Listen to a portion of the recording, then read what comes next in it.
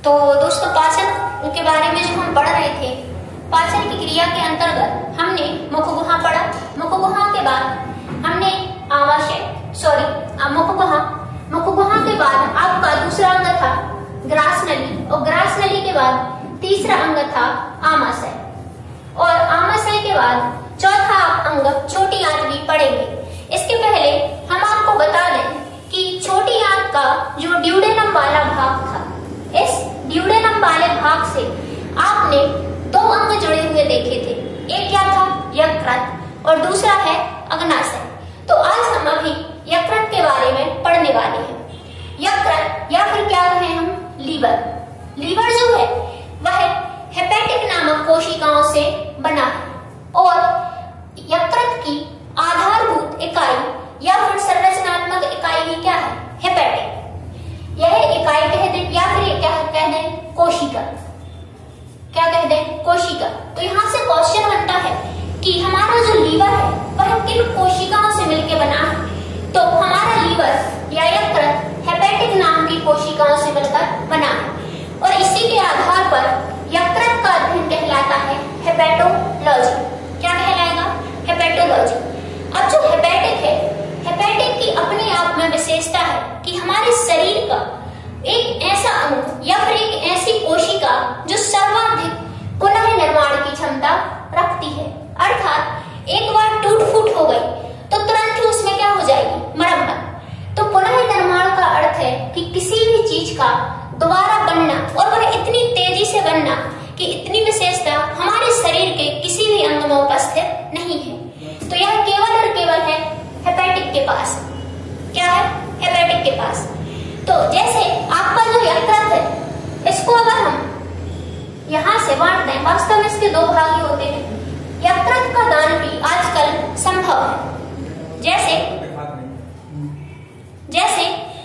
हम यकृत किसी को दान करना चाहें तो इसका मैक्सिमम 40% भाग दान कर सकती है, और अगर इसको हमने काट के अलग कर दिया और इसको दान कर दिया तो जिसको आपने दान दिया है वह भी 40% से 100% इसको पूरा बना लेगा।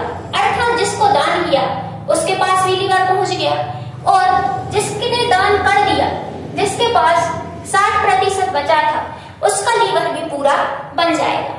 तो हमारा लीवर इतना खतरनाक है, या फिर कहे इसके पास क्या है? हेपेटिक। जो हमारा यकृत है, इसी से एक निकली हुई उभरी संरचना है मांसपेशीय, जिसे कहते हैं हम पित्ताशय, और इसे लीवर का संग्रहण क्षेत्र कहा जाता है, लेकिन सिर्फ और सिर्फ पित्त रस के लिए।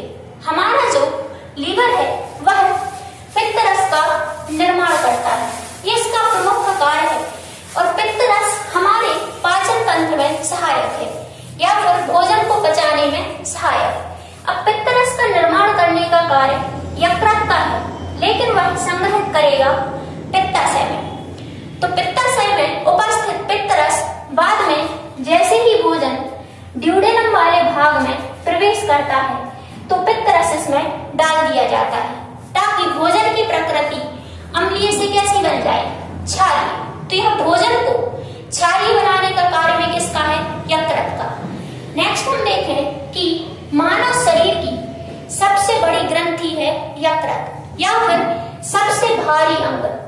भारी अंग की चर्चा करें या फिर हम सबसे बड़ी ग्रंथि की चर्चा करें तो भी क्या है? हमारा यकृत, जिसका वजन लगभग 1.5 से 2 किलोग्राम होता है, लगभग 1.5 से 2 किलोग्राम होता है। अब इसके कार्य की चर्चा करें तो एक कार्य अभी बता चुके हैं कि यह पित्त रस का निर्माण करता है।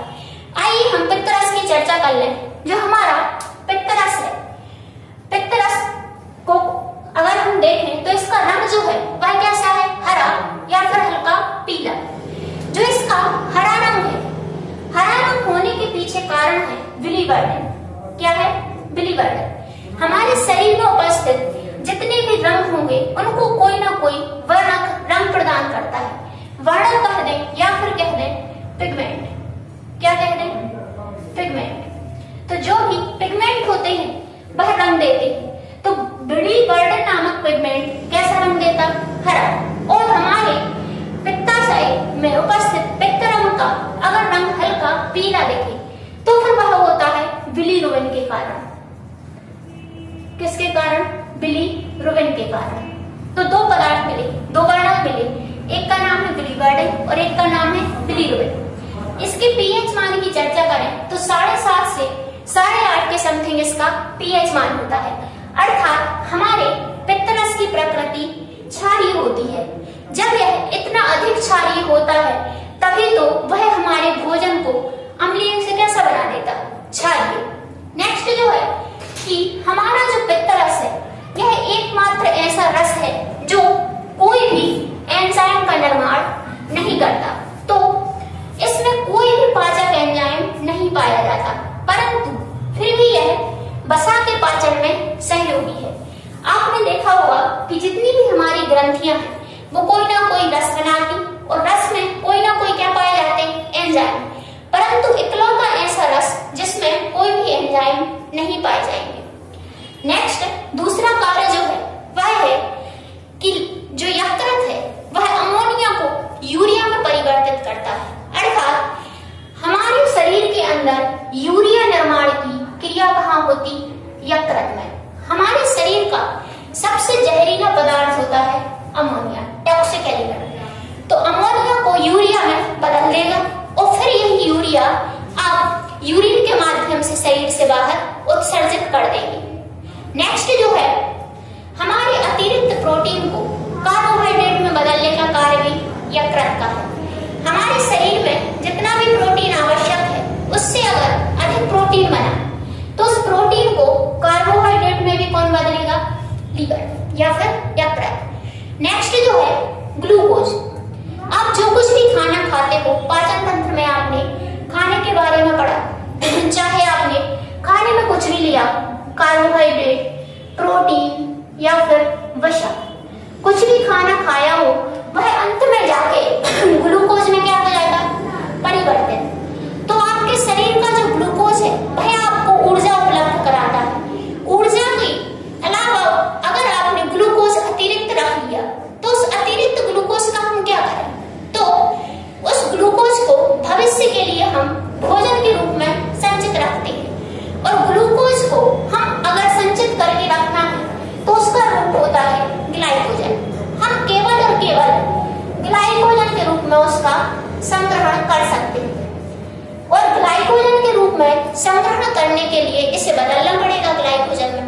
तो ग्लूकोज को ग्लाइकोजन में बदलने का कार्य है हमारे यकृत का, लेकिन सहयोगी हार्मोन है इंसुलिन। इंसुलिन क्या है? हार्मोन्स। तो इंसुलिन हार्मोन्स ने सहायता की और यकृत ने कार्य किया कि ग्लूकोज को बदल दिया ग्लाइकोजन में। इंसुलिन जो है वह अग्नाशय द्वारा बनाया जाता है, जो हम नेक्स्ट वीडियो में पढ़ेंगे। नेक्स्ट जो कार्य था कि विटामिन ए डी का संग्रहण। ए और डी के अलावा विटामिन के और ई, इन 4 विटामिन का संग्रहण भी हमारे यकृत द्वारा किया जाता है। तो यह भविष्य के लिए संग्रहित करके रखता है। नेक्स्ट जो है बिलीरुबिन का अवशोषण। अभी आपको बताया था कि हमारे पित्तरस में 2 वर्णक थे, एक था बिलीवर्डिन हरे रंग का और हल्का पीला था बिलीरुबिन। तो जो पित्त वर्णक था बिलीरुबिन, इसको अवशोषित करने का कार्य भी हमारे यकृत का है। अगर हमारा यकृत बिलीरुबिन का अवशोषण क्या कर दे? बंद। क्या कर दे? बंद। तो हमारे रक्त में इसकी अधिकता हो जाएगी। रक्त में जैसे ही बिलीरुबिन की अधिकता हुई और आपका शरीर धीरे धीरे पीला पड़ता जाएगा, और जिसे हम कहते हैं कि हमें रोग हो गया पीलिया। कौन सा रोग हो गया? पीलिया। तो पीलिया नामक बीमारी हमारे रक्त में बिलीरुबिन की अधिकता के कारण होती है और इससे आपके यकृत में सूजन आ जाती है। नेक्स्ट जो कार्य है कि यह हेपेरिन का निर्माण करता है। हमारे शरीर में उपस्थित एक प्रोटीन होता है जिसका नाम होता है हेपेरिन। अब यह जो हेपेरिन प्रोटीन है आपको रक्त परिसंचरण तंत्र में पढ़ाया जाएगा कि हेपेरिन कैसे कार्य करता है। हेपेरिन को एंटी क्लॉटिंग क्या कहा जाता है? Anti clotting component. मतलब रोकने वाला ये क्या है, पदार्थ है। तो इतनी चर्चा की हमारी यकृत के बारे में। नेक्स्ट हम देखेंगे अग्नाशय।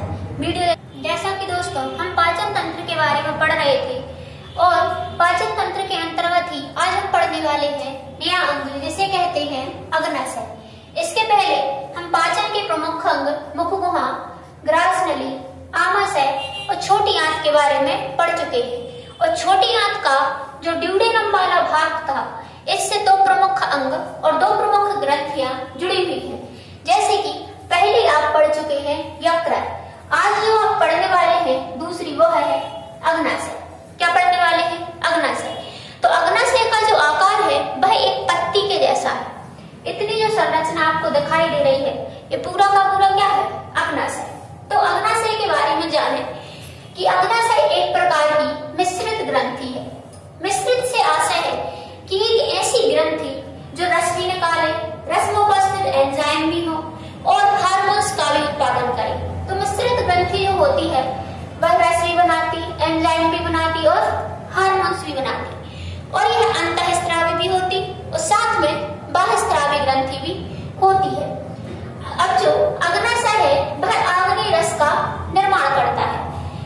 अब सबसे पहले इसने जो रस बनाया उस रस का नाम क्या है, आग्नेय रस, पैनक्रियाटिक जूस।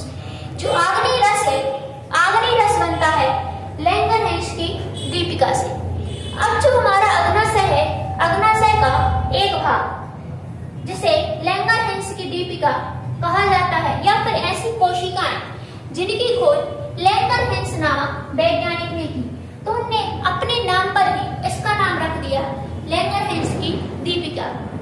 और इस प्रकार हम देखें कि आग्नेय रस तो बना, लेकिन अग्नाशय में इसके अलावा और भी बहुत सारी कोशिकाएं पाई जाती हैं। जैसे कि अग्नाशय की एक कोशिका का नाम है अल्फा कोशिका, दूसरी बीटा, तीसरी डेल्टा और चौथी एफ कोशिका। तो आप देखें कि अग्नाशय की जो अल्फा कोशिका है इससे निकलने वाला हार्मोन्स है ग्लूकागोन। क्या है दोस्तों, ग्लूकागोन।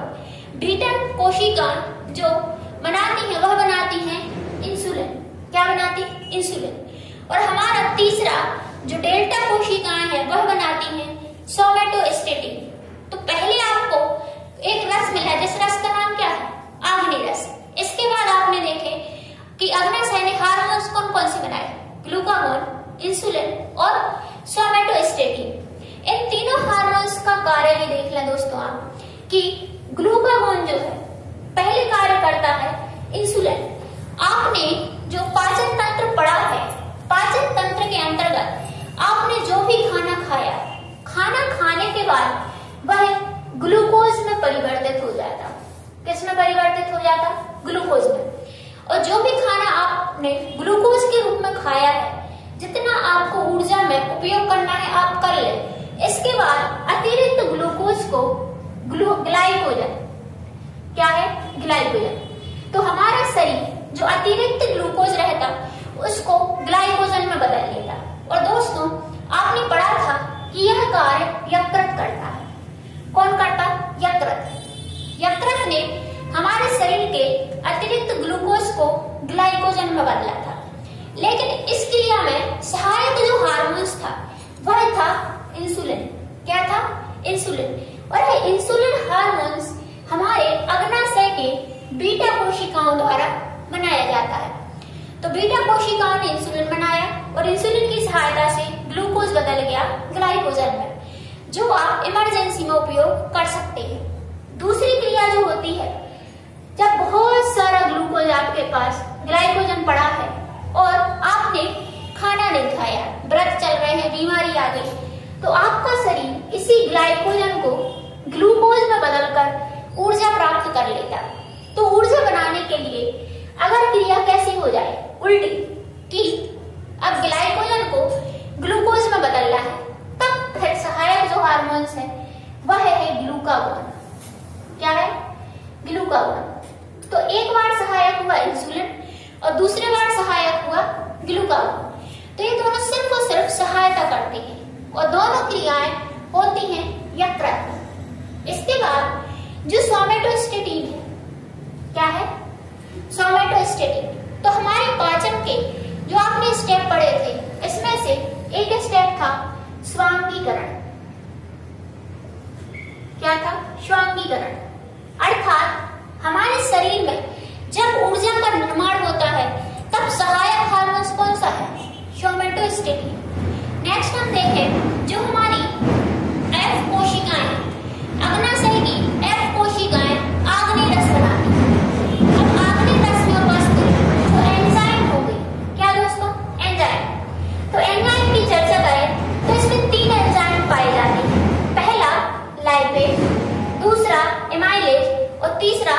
ट्रिप्सिन।